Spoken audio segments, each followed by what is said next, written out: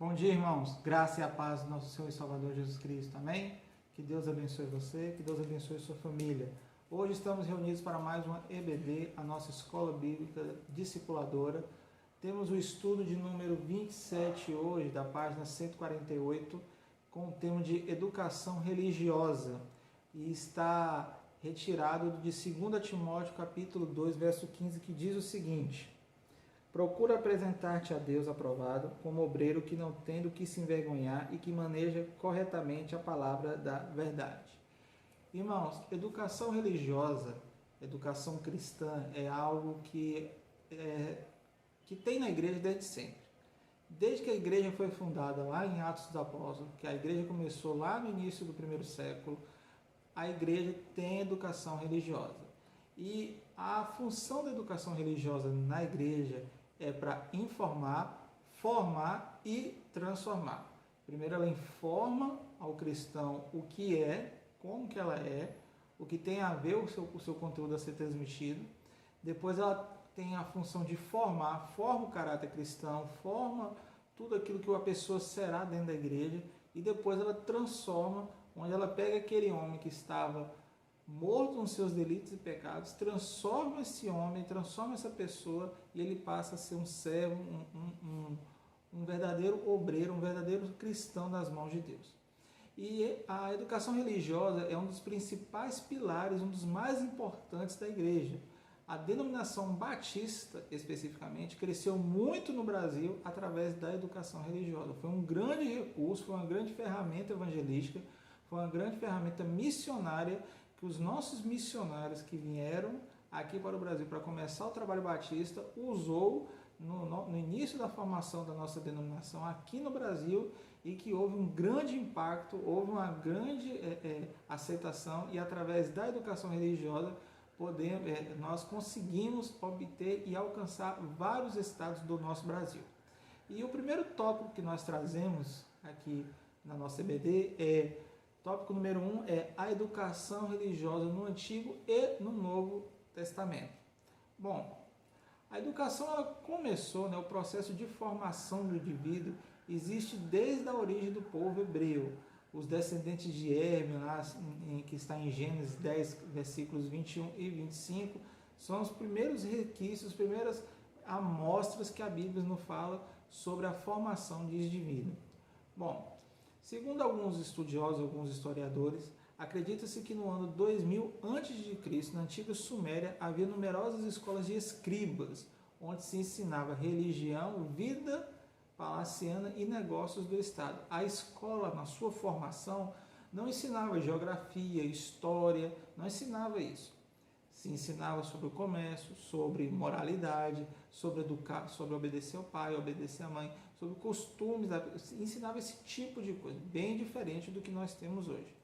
E uma das coisas mais impressionantes, é que sempre tinha essa questão de você formar o cidadão, mas também ter uma formação de caráter moral, de caráter social que a escola trazia para isso.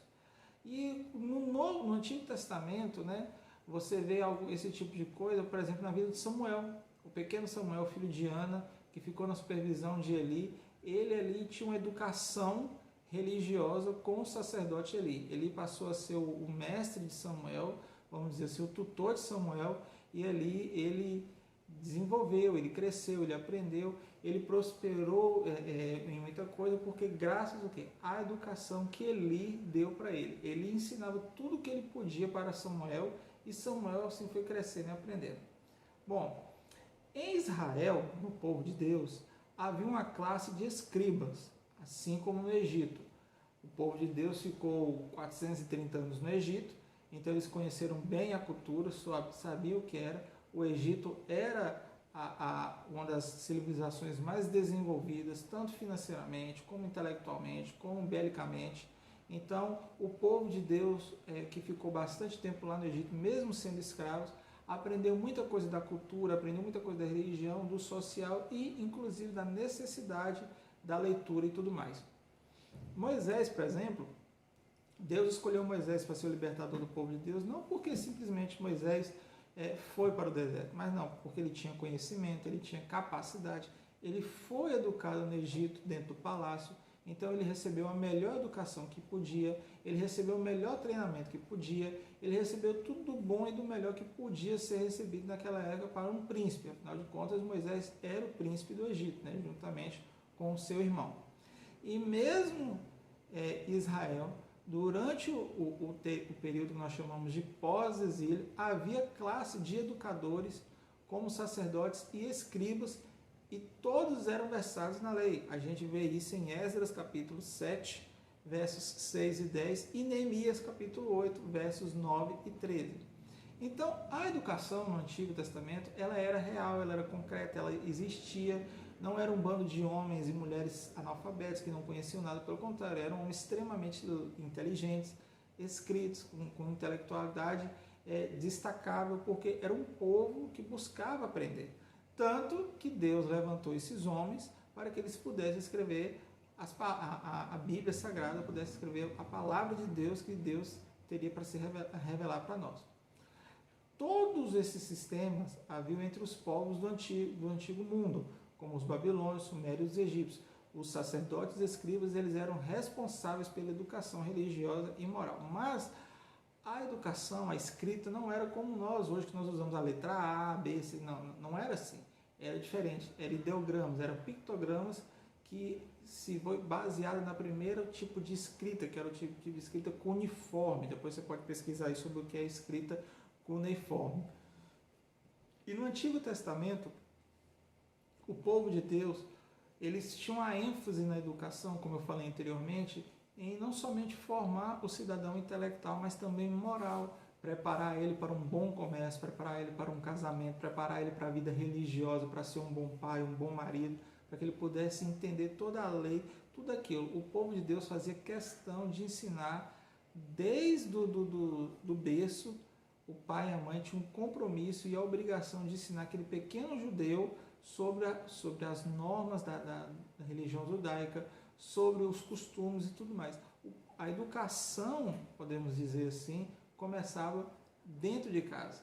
Depois, a uma certa altura da idade, a criança ele tinha a oportunidade de estudar a Torá, que é a lei de Moisés, é chamada o livro da lei. Então, o povo de Deus era um povo que tinha educação. E começava, como eu falei anteriormente, começava com os pais em casa. Você vê isso em Deuteronômio capítulo 6, versos de 1 a 6. E eles tinham um compromisso, pai e filho, que era constante, como está lá em Deuteronômio capítulo 6, versículo 7. Então, como que era a educação no Antigo Testamento? Era uma educação que começava em casa e depois de um certo tempo, essa educação era para a escola, e na escola não era como a nossa escola hoje, mas que formava um cidadão para que ele pudesse trabalhar e ser um comerciante, ser alguma coisa, para que ele pudesse crescer e prosperar na vida. Essa era a ideia da escola no Antigo Testamento. Após o exílio babilônico, com a destruição do templo, houve também a questão da sinagoga. A sinagoga também era onde se ensinava a educação para aquele pequeno judeu. O que era a sinagoga, né? 10 chefes de famílias se reuniam e formavam ali uma sinagoga. E, logicamente, esses 10 chefes de família levavam suas esposas e seus filhos. E os filhos deles, eles aprendiam os costumes, aprendiam sobre a religião, aprendiam sobre dezenas de coisas dentro da sinagoga. Os judeus mais velhos ensinavam para os mais novos todos os costumes, toda a cultura judaica para eles, para que eles pudessem aprender isso e levar isso pelo resto da vida e ensinar para os seus filhos e passar de geração em geração a cada dia. Então a sinagoga ela tinha essa função, não somente uma função religiosa, não uma função somente de prestar culto, mas também a função de educar e ensinar o pequeno judeu. Em Salmos 78, versos de 3 a 7, Deus fala e o povo promete ensinar toda a sua cultura às gerações vindouras, que como o próprio nome fala, iria de vir, e eles começavam isso aonde? Eles podiam começar isso muito bem lá na sinagoga. Bom, e a educação no Novo Testamento? Assim era no Antigo Testamento. E no Novo Testamento? Bom, no Novo Testamento era um método divino. Era Jesus ensinando o tempo todo para as pessoas. Jesus ensinando as pessoas da forma prática. Jesus ele tinha essa característica, né? Quando você ler João, capítulo 1, verso 14, como diz o seguinte: como se faz para ser, o apóstolo João enfatiza de verdade, observar que o verbo se fez carne e habitou entre nós, cheio de graça e de verdade, e vimos a sua glória, a glória como do unigênito do Pai. Bom, Jesus ensinava através de exemplos, contando parábolas. O que é uma parábola? Você vê que Jesus não conta a história do gato que conversou com o cavalo, que falou com a pessoa, não. Jesus não conta fábulas, Jesus conta parábolas. O que são parábolas? Parábolas são histórias que poderiam possivelmente ser verdade. Seria como se fosse uma história falando que você foi daqui, que você foi da periferia para o centro da cidade, de bicicleta, e no meio do caminho viu um carro de lá e te atropelou. Pode acontecer? Pode acontecer. Né? Não é que vai acontecer, mas pode acontecer. E Jesus ensinava através de exemplos, através dos ensinos da palavra de Deus, através daquilo que ele aprendeu na cultura judaica. Jesus era judeu, filho de judeu, conhecedor da cultura judaica, então ele usava disso para poder ensinar. No momento em que Jesus ele convoca os 12 apóstolos, como está lá em Marcos capítulo 3, versos de 13 a 15, ele nos apresenta alguns detalhes muito importantes no processo da educação desses homens, que era o ambiente de ensino de Jesus, onde que Jesus mais ensinava era no monte, no momento das orações, dos ensinos, da pregação. O critério para o chamamento que Jesus usou é o que ele mesmo quis, era a ideia de você largar tudo e seguir a Jesus. O método que Jesus usava era o método que era constante, observando sempre o mestre fazer, e o mestre estava diante deles. Era aquele relacionamento bem íntimo, bem bacana mesmo, de mestre e discípulo. E Jesus faz tudo isso com o propósito de chamamento de exercer a autoridade que ele tinha aqui na terra. Então Jesus ele toma uma postura nisso tudo. Bom, e como é que era isso no Novo Testamento?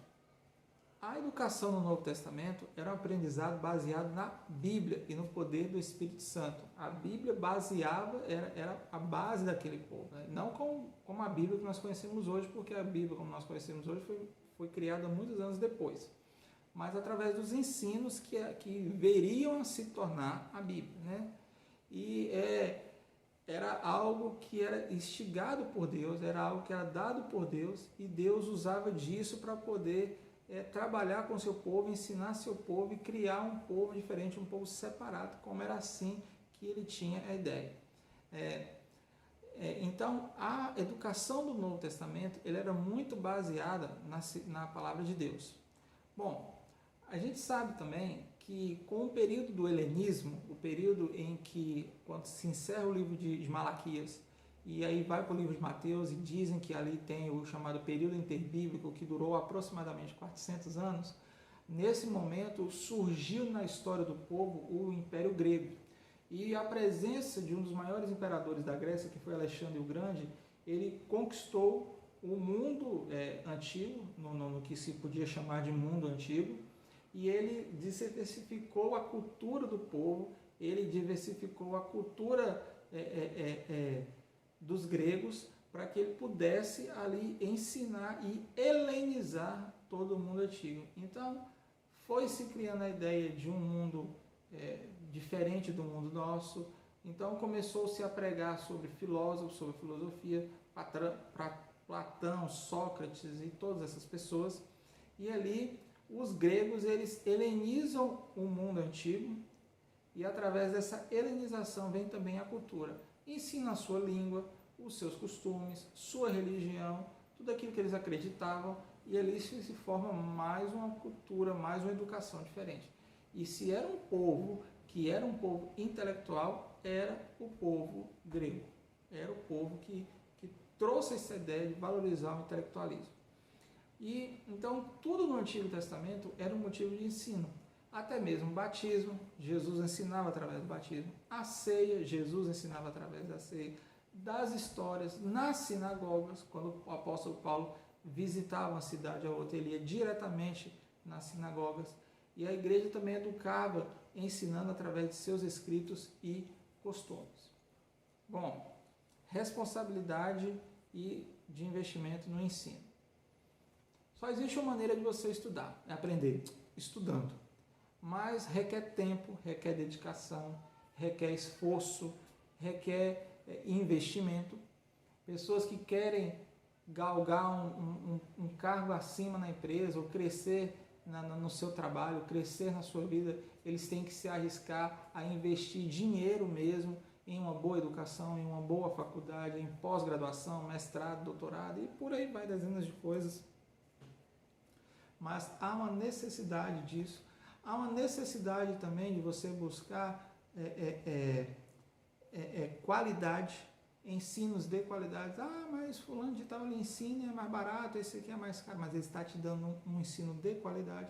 Eu já vi sermões, já vi palestras de pessoas falarem que o apóstolo Paulo não tinha nem ideia que ele estava escrevendo uma carta que ia parar dentro da Bíblia. Como assim que o apóstolo Paulo não tinha ideia do que ele estava escrevendo? Que ideia é essa? E quem falou? Quem pode falar uma coisa dessa? Não, ele tinha certeza daquilo que seria usado. Era o Espírito Santo que estava inspirando Paulo a escrever. Então, a igreja ela tem essa característica de cuidar do povo, de ensinar para o povo, mas também eles tinham a característica também de ajudar o povo, né? Então, tinha a responsabilidade de ensinar? Tinha, mas também tinha que ter um bom investimento da parte da igreja de uma forma geral. E tanto a igreja como o líder precisa ter essa visão, aqui eu já estou falando da igreja atual, precisa ter essa visão de uma igreja que se faz necessário investir na obra. Muitos missionários tiveram que aprender no campo missionário outra língua, criar gramáticas, criar um conteúdo para ir depois ensinar a Bíblia. Olha o trabalhão que dava. Primeiro eles ensinavam o povo a ler e a escrever. Aí eles aprendiam a língua do povo e com esse aprendizado da língua, então eles iam lá e se dedicavam a depois formar uma gramática, um dicionário, alguma coisa assim. Então há uma responsabilidade de investimento no ensino que nós precisamos arcar com isso. E há também a responsabilidade de investimento pessoal. Bons líderes requer o tempo todo estar estudando, estar aprendendo, estar buscando ter mais capacidade, estar buscando ter mais oportunidade. E se faz necessário que o teólogo, que o cristão, que o bom estudante, ele busque informações, ele busque uma cultura melhor, ele busque um ensino melhor, e isso tudo requer o quê? Requer tempo, requer dinheiro, requer esforço, requer sacrifício, requer trabalho. Requer muito trabalho, dedicação, e é uma jornada a longo prazo, uma jornada que nós fazemos todos os dias dando um passo de cada vez. Há uma responsabilidade enorme da parte do cristão dele buscar o próprio investimento pessoal dele, a própria busca do objetivo dele. Ele tem que olhar e falar assim, eu quero aprender sobre isso e buscar todas as informações que ele pode e se dedicar, porque se não for assim, nós não temos condições de fazer algo que seja digno da vontade do nosso Deus. E concluindo, professores e alunos são chamados a não serem conformados com o mundo. E isso só é possível através da transformação resultante da renovação da mente. Então, é preciso ter muito cuidado, é preciso ter muito estudo, é preciso se dedicar para que possamos cada vez mais aprender. E concluindo aqui a nossa EBD hoje, eu gostaria de orar nesse momento para que pudéssemos encerrar a nossa EBD. Senhor, muito obrigado por tudo que o Senhor tem feito. Obrigado por esse estudo. Obrigado porque até aqui o Senhor tem nos sustentado e nos guardado. Obrigado porque temos a capacidade e a oportunidade de estudar, de aprender mais da Tua Palavra. Obrigado por tudo que o Senhor tem feito. E Deus abençoe as nossas vidas a cada dia. Em nome de Jesus, amém. Que Deus te abençoe e que Deus te guarde.